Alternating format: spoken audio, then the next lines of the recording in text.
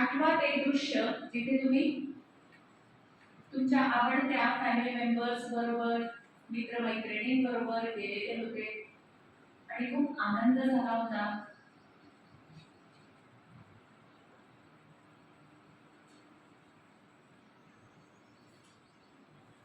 तुमच्या कानांना काय ऐकू येत होतं? आता तुम्हाला काय ऐकू येत आहे?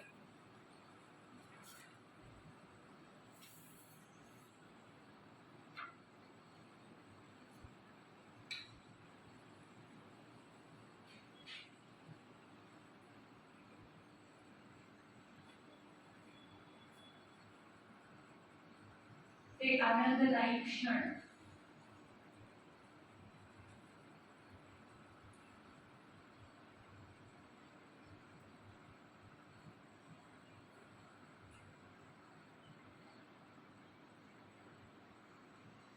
आणि या सगळ्यांना आता आपण साक्षी मानून